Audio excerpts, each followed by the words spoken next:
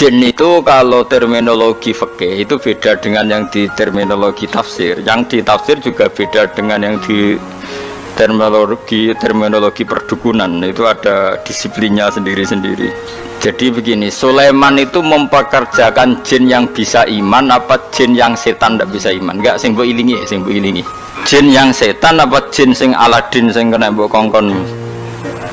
Aladin. Kalau dalam disiplin ilmu tafsir itu ada istilah satu nama itu bisa nama menjadi identitas, bisa nama disebabkan oleh satu unsur yang melekat pada dia. Terus unsur ini yang melekat kepada dia menjadi namanya. Ini bedanya jauh. Misalnya begini, ini contoh paling gampang. Kolbun, hati ini sampean bahasa Arab apa? Kolbun, kolbun maknanya apa? Hati. Kolbun itu mergo molak-malik. Wong Arab nak darani barang diwolak-walik jenenge di kolbun. No? Di kolbun. Jadi misalnya HP tak wolak-walik jenenge di kolbu. Nah, berhubung hati molak-malik darani kolbu. Nah, nama-nama seperti ini riskan pada konteks tertentu. Misalnya begini. Atine Rasulullah, atine para nabi, atine para wali kan gak pernah molak-malik, selalu konsisten dalam kebenaran. Karena nama itu tuh hanya mengambil sekian sampel. Ya kayak hati-hatimu ini kan molak-malik. Nak pas dosa ya lali pangeran, nak pas nangis ya kayak lali dosa kumat-kumatan. Nah, ini kan gak berlaku pada Rasulullah, pada para nabi, tapi ya tetap jenenge kolbun. Padahal tidak ngalami molak-malik. Keyakinannya ahli fikih itu kan ada manusia bisa iman kan, ada jin bisa iman. Nanti ada surat nopo jin. Ada setan, iso iman enggak setan? Enggak. Lalu setan ini kategorinya ikut jin apa manusia? Jin. Kekoro. Maksudnya misanane apa midone apa turunane wis ngono ae. Setan mbek jin hubungannya itu turunan apa kanca apa misanan? Apa demenane orang ngawur kok sembrono. Mergo ora tau akad nikah apa-apa setan mbek jin hubungane apa Mas? Enggak roto ya. Nah itu problem kita. Nah, caranya ngore problem itu adalah begini. Manusia dan jin sebagai nama identitas itu memang manusia bisa iman, jin bisa iman sebagai nama identitas. Tapi sebagai nama sifat darani setan mergo duraka ning pangeran. Manusalah nak duraka ya jenenge setan. Dan ini Quran pernah pakai istilah ini juga. Wa kadzalika ja'alna likulli nabiyyin aduwan syayatinal insi wal jinni. Setiap orang baik para nabi tak gawe duwe musuh. Musuh iku syayatinal insi wal jinni. Cek setan manusa, cek setan jin. Kayane ngaji te bodonan iku setan, adalah agama itu ya setan. Makanya kalau kamu punya perilaku setan kemudian kemudian auzubillahi minasyaitonirrajim terjemahannya ya lagi rangennya biasa wae. Ini kan disiplin ilmu. Kayak asu lho, sing darane asu piye?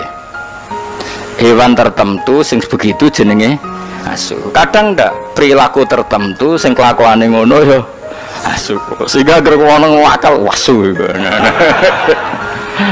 Nah, itu resiko disiplin logat. Mau tidak mau yang namanya bahasa itu nggak bisa menghindari itu.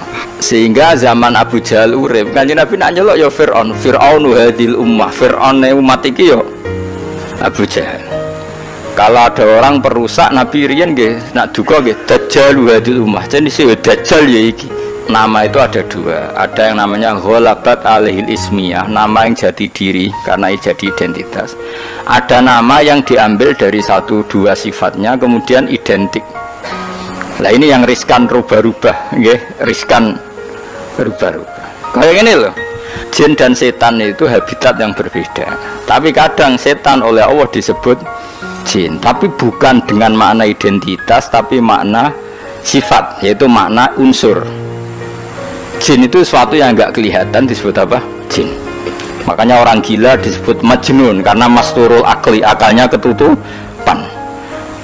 Orang yang dalam kandungan bahasa Arabnya janin karena agak kelihatan. Kan materinya kan jim nun mudhoaf. Malam hari disebut apa? Jin. Kemudian disebut falamma janna alaihi lailu. Karena malam itu gelap disebut jin. Berarti ada berapa tadi? Manusia, jin sebagai ismiyah, dan setan. Nah setan itu apa? Setan itu maknanya apa? Setan juga bisa setan ismiyah, yaitu iblis dan turunan secara gen itu setan ismiyah, nama setan betul. Ada setan karena wasiat tukang rusak dunia. Lah iku kowe iso mlebu ning kono. Lah sing paham angger rusak ya setan, wong ra salat ya setan, pemabuk ya setan. Wah kowe. Jegoten tapi adol agama ya setan. Gayane khusyuk tapi ngedol agama ya setan. Nah itu yang dimaksud wa kadzalika ja'alna likulli nabiyyin aduwan syayatinal insi wal jinni yuhi ba'duhum ila ba'din zukhrufal qawli ghurura, yang mereka itu saling melengkapi, saling mendukung untuk menciptakan satu kegaduhan agama. Itu setan manusia, setan jin ra iso. Setan jin ra iso mulak-malik omong, setan manusia pinter. Dikaji Nabi tahu ditamoni wong kafir, wongnya cerdas. Mat, nah ana wedhus mati sing mateni sapa mat? Nah kanjeng Nabi kan tiange lugu sae, Allah.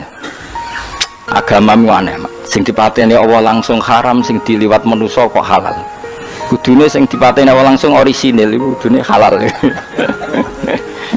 Lha Sayyidina Ali cerdas-cerdas wong. Iku perkara ora tau dibuli. Ali cek sikil mangkat sitok. Diangkat wis Sayyidina Ali. Gak angkat sitok pisan. Yo iso goblok. Ngono jare balam mek rodok langit ke ngangkat sikil loro bareng ora iso. Wah semane jare situ. Iku setan lha iku sing disebut wa kadzalika ja'alna likulli nabiyyin aduwan sayatinal insi wal jinni yuhi ba'duhum ila ba'din zukhrufal qawli ghurura. Mereka berlomba-lomba mutar alikkan agama sing dadan agama iki kacau mok saking pinter-pinteran silat napa lidah. Kayak presiden nak prihatin, jadi sing seneng presiden, wah bagus presiden prihatin terhadap kondisi bangsa ini.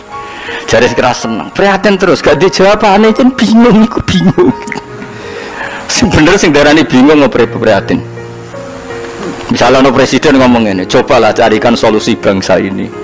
Kita rembukan bareng untuk cari solusi bangsa. Jadi sing seneng, presiden tawaduk, meskipun di otoritas penuh, untuk rembukan. Jari sing seneng, jari sing gedeng. Ini sing digaji untuk fasilitas aja bukan bareng-bareng, wong bingung yuk. Bener di. Bener di. Hah?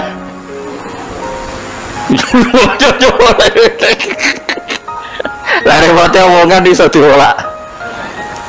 Maka sejarah murtad terbesar itu masalah Nasa Mansur.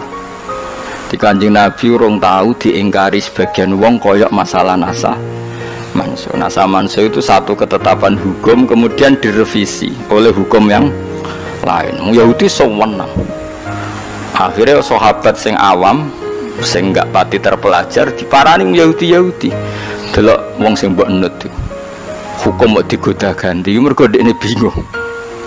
Yukhillu yaman wa yuharrimu ukhra. Saiki muni halal, sesuk muni haram. Terus dadi masalah napa? Nasa Mansur. Mulane ora ana tragedi murtad terbesar kaya peristiwa Nasa Mansur. Ben kira sejarah. Ya mergo mau gara-gara pinter-pinteran ngomong yuriduna yudfi'u nurallahi bi afahim, bahwa agama ini akan dikalahkan oleh cangkem-cangkem elek sing memusnahkan atau mematikan nur agama ini. Lah repote agama iku sing khusyuk ra iso mikir. Sing nyerang iso bolak-balik lidah, sing khusyuk ra iso mikir. Akhirnya dia jawab. Makanya semenjak itu terus ulama mendefinisikan Nasa Mansur itu begini: inqidha'u muddatil ibadah. Nasa Mansur adalah habisnya masa nopo ibadah. Memang masanya habis. Misalnya gini, cacilik bakal ngombe susu, kemudian wis tuwa dadi ngombe kopi. Itu Nasa Mansur apa memang wis rawaye ngombe susu? Wis rawaye ngombe susu. Cacilik dituntun, didulang, Terus suatu saat ora didulang. Terus kowe darani, "Ah wong tuane gak konsisten, dhisik didulang kok saiki ora, wis tuwek bojo dulang." Nah, begitu juga Nasa Manso. Dulu Nabi itu lemah sekali di Mekah sehingga diharamkan perang. Ketika di Madinah boleh perang. Ya memang wayahe oleh. Dulu Nabi kon sholat madhep Baitul Maqdis, pancen wayahe kon sholat Baitul Maqdis, setelah itu direvisi madhep Ka'bah. Ini bukan urusan evaluasi hukum enggak, tapi inqidha'u muddatil ibadah. Memang durasi itu sudah selesai. Ini penting saya utarakan, karena kalau kamu nganggep Nasa Manso itu begini. Nasa Manso itu jarang Yahudi. Muhammad punya ketetapan, barang jangan-jangan ngerti nek iku salah terus dirubah. Lah iku sing dicekokkan di orang-orang sahabat yang lemah sehingga jadi domur murtad. Mulane salah definisi, salah omong itu bahaya. Karena nanti kok dibolak-balik, napa? Dibolak-balik.